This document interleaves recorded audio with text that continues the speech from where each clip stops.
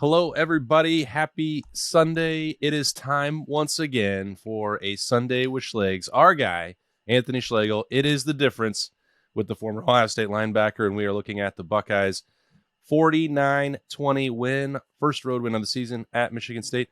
As you can see, I'm in the Michigan studio still up north after spending some time with my colleague Berm in his house. So, yes, Nice.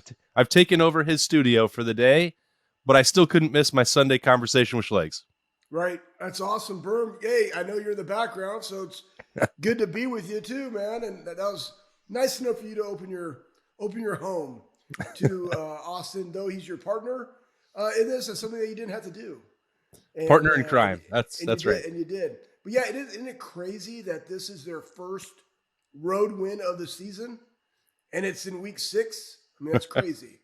But that's how it Yeah. is now. So, anyways, it was a great road victory. Anytime you go to East Lansing and beat Michigan State at Michigan State, though there were surprisingly a lot of Buckeyes in the stands, Cool. it's still, big time ball. I remember in 2012 when we went there and we all kind of jokingly call it the Chalice game from Irvin, and we end up winning 17-16.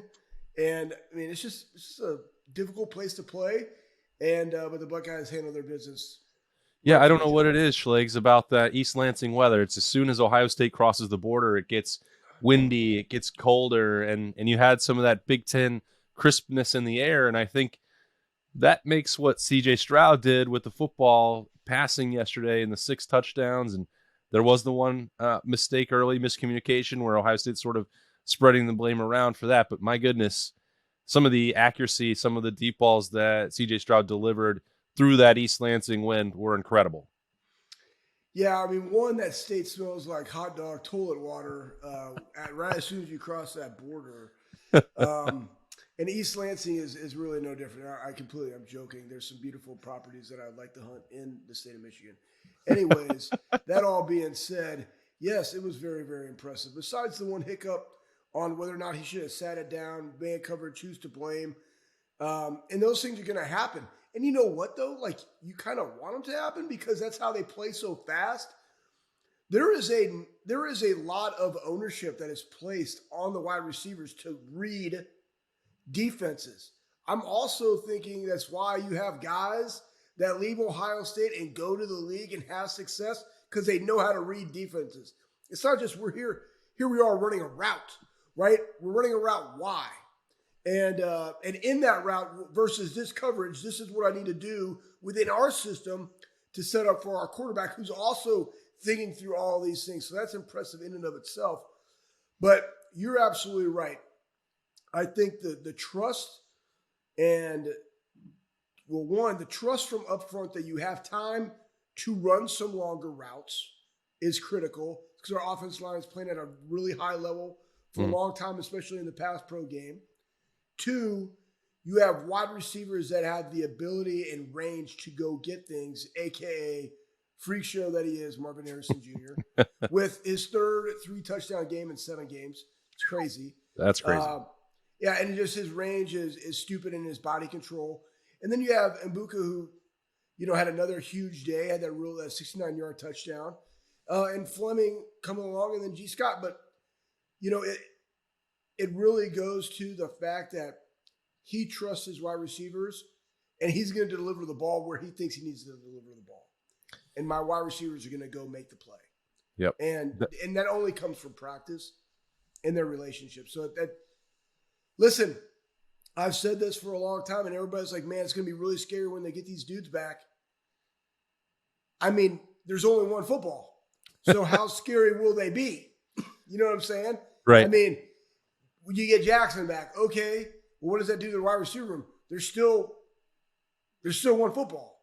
So will it open somebody else up? I think the biggest thing for us is coordinators have to now, from an offense perspective against us, defense coaching against Ohio State, what do we want to do? Are we going to stop the run? I mean, literally, and stack the box and put our guys one-on-one and have a fast death? Or do we want to play the pass and kind of have we think we can stop the run with X amount of in the box and we're going to take the slow pounding death where it could chew the clock up, but we're not getting beat 49-20. It might be 49-20. So, at the end of the day, you really don't know what you're going to how to play them. I think Notre Dame probably had the best game plan to keep it interesting, but I don't know what it's going to look like when you get everybody back, because the dudes that are in have performed at an elite level. So, yeah, you could. I think you could kind of see some hints of what maybe Ohio State wanted to do with expanding the playbook for Jackson Smith and Jigba. They were doing that with Xavier Johnson yesterday, and he's a great story, cool story, former walk-on, but he's also not Jackson Smith and Jigba. And it's like, well, let's make sure that we've got some of this in there and we can rep it for the other 10 guys because they expect that he's going to be back for Iowa in 2 weeks. And, you'll have Mayan Williams back at that point. Mike Hall, as we sort of shift the attention over to the defense, I think that the snap count, at least according to Pro Football Focus on there, was seven snaps for Mike Hall, still working through a little bit of that health with the shoulder, but he still had 2.5 sacks. And when he was out there was really nothing going for Michigan State. Amazing. And those Silver Bullets as a whole, Schlegs, you hold somebody to that rushing total, I think that lives up to the standard that you all expect. Yeah, the 7 yards. I mean, rushing, 195 passing. I'll get back to Mike. My only concern, and I'll say it first, is because there's so many positives. Yeah. And again, we're just talking shop. The biggest concern for Ohio State is the perimeter in the secondary. Mm-hmm. That's facts. Okay?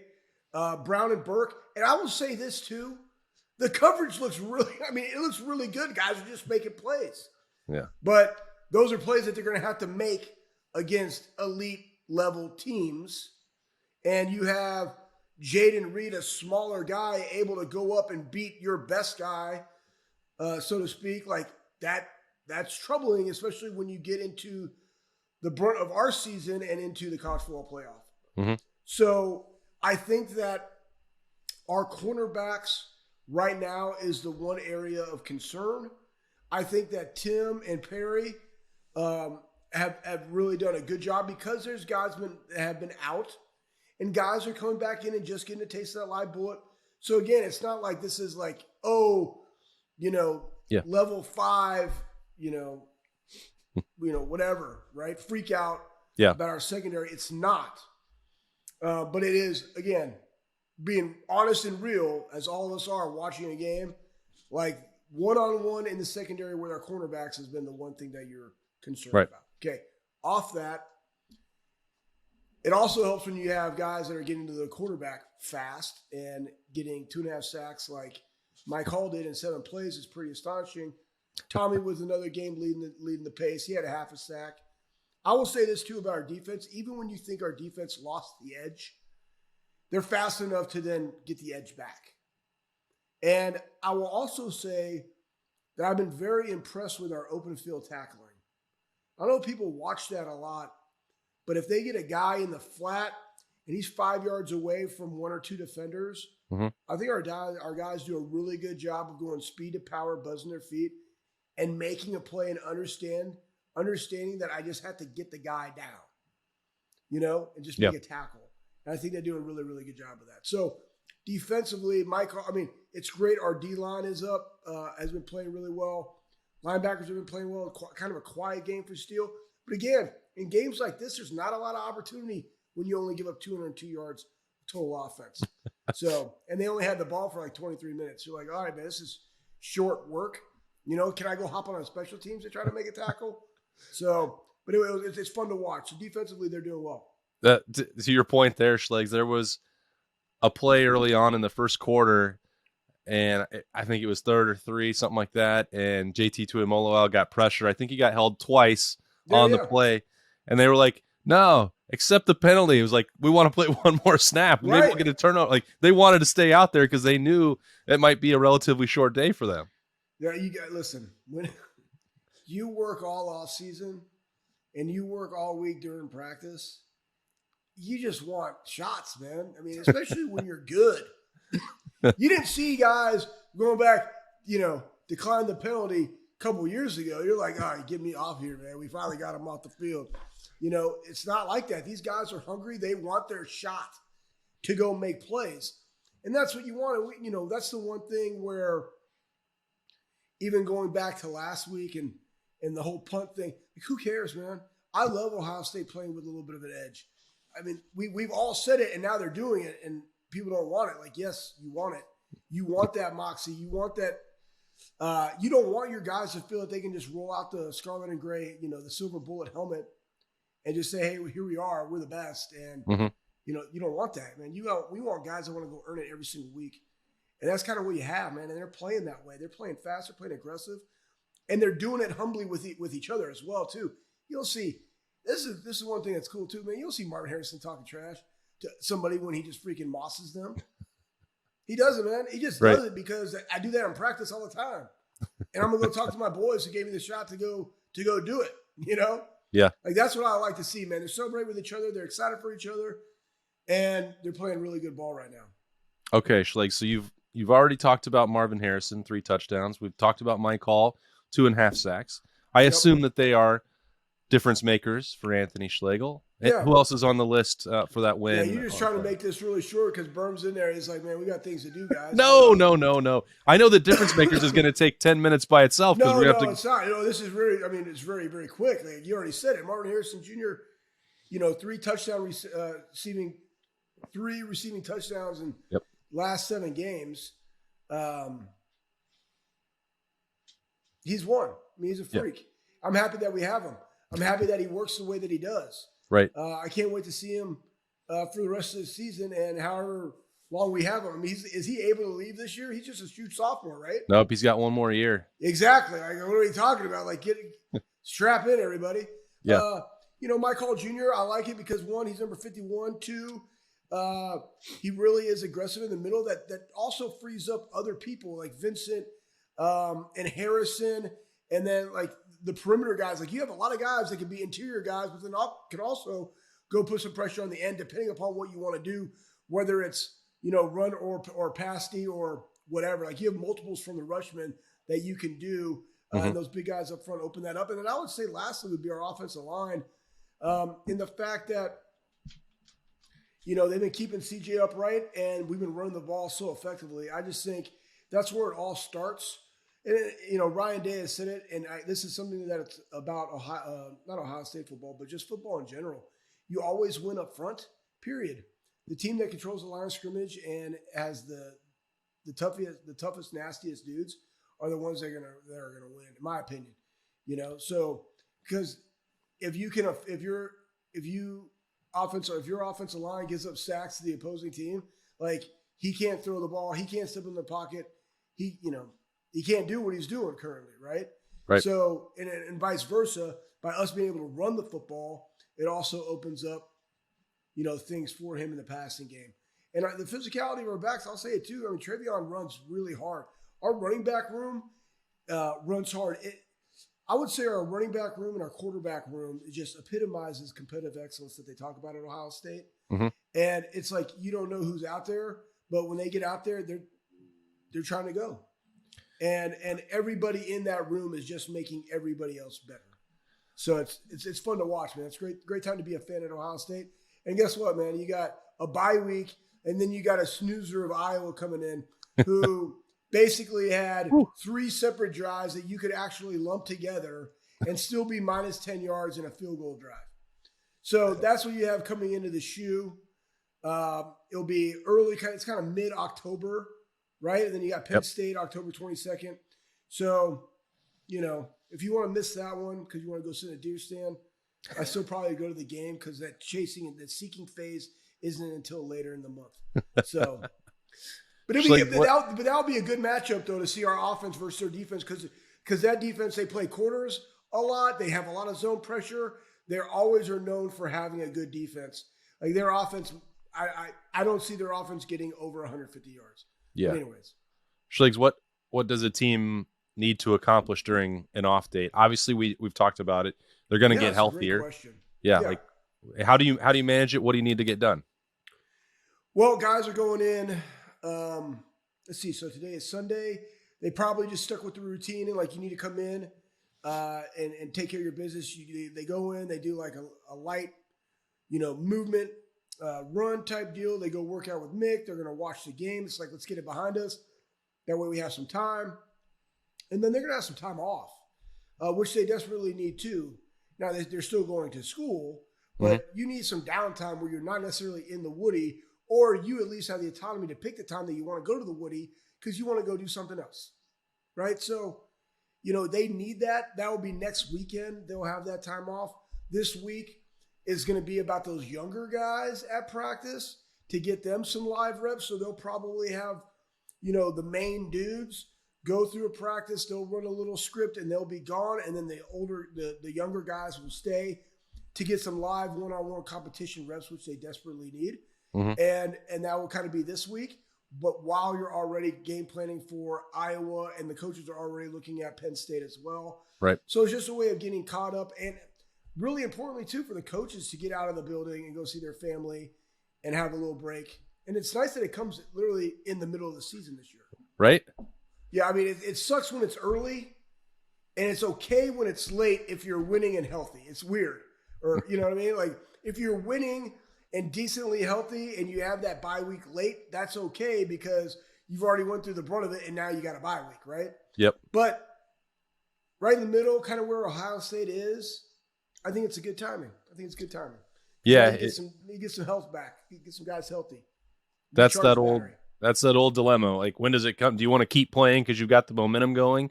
And right. I think there's probably a part of the Buckeyes that feel that way because they're playing really, really good football right now. And like, well, let's stay in the routine. But the other side is like, well, you do need an extra week just to make sure you get Jackson Smith and Jigba back. Mayan Williams needs that week. Mike Hall can use that week. Travion had to come out after he took that shot. It looked like towards his shin. He's had a foot injury that, they've got Cameron Brown had missed the previous 2 games until coming out and having his ups and downs on Saturday. So like, they're probably like, yeah, we actually will take it. We would like to play, but we understand the value of a Saturday off. Yeah. It's one of those ones where the good thing is I know how our coaches are with our guys and being intentional in what you do with this precious time of getting better. Like that's the number one thing. Guys that are already playing at a high level, you're fine. They're going to come in. They're going to watch film together as a unit. They're going to be ready to go against Iowa. But they can lengthen that study period. I don't got to go study for 2 hours. Normally I can study for an hour, but I got a whole extra week of studying that's going to equate that. So, and really it's not for a fact of, hey, we got to get certain guys back. Because I'll say this right now. Said, hey, man, we got to get these guys back. That would be a slap in the face to the dudes that are already out there doing it. Okay. In my opinion. Yeah. Do you want them out there? 100%. But again, Jackson had a really hot end of the season last year. Okay? Let's be true about that. Yep. The Rose Bowl game set him up. Totally get it. All right? But guess what? It's now 2022. And Marvin Harrison Jr. and Ibuka are those dudes. You know what I mean? So being back in the mix, will he be fine? Yeah. I don't think that room is selfish whatsoever. But the fact that you have to say, I got to wait a week to get this guy back, no, you don't. You don't necessarily need him back. You might need him later in the season, but you want those things. And like you mentioned earlier, Austin, it's good that they were able to get some of these combinations in pass routes or plays that we haven't seen recently in, because those are kind of saved for him. And guess what, man? It's just next man up. And so that's kind of where we are. And I think Fleming, he's done a phenomenal job. And there's other guys that are on the bench. Ballard, remember Ballard's game early in the season? We got dudes, man. So anyways, are some of the guns that are out right now that are coming back special talents? 100%. But I mean, don't sleep on the dudes that are doing it, right? So I appreciate their work. Let me put it that way. Yeah, no, that's a great point. And they always are on the difference. That's Anthony Schlegel getting that insight. We love it. We love to hear it. We love to have it. I don't know. We're not taking a week off, are we? We still have a Sunday with Schlegs during the off day, right? Why not? What do you want to talk about? What do you want to talk about? Let's talk about this right now. Hey, listen, everybody that sends this in, I want you to hit up A-Ward Sports and say, give us some topics and questions to talk about next week. And all right. We'll hit them up. That sounds fantastic. All right. So next Sunday, the difference with Anthony Schlegel will be your questions. So hit us up with those. It'll be a Make Schleg's them good and mailbag. funny.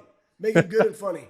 Okay, and I will answer all of them very. When truthfully. he says he will answer anything, he will answer anything. So ask away. Anything. We'll get those, and we'll do that for a special off-date edition of The Difference with Anthony Schlegel. This one was not an off date. Well, I don't know. 49-20. It was a big win for the Buckeyes. They put a lot of work into it, and they deserve the rewards for it. Anything else, Schlegs, or are we done?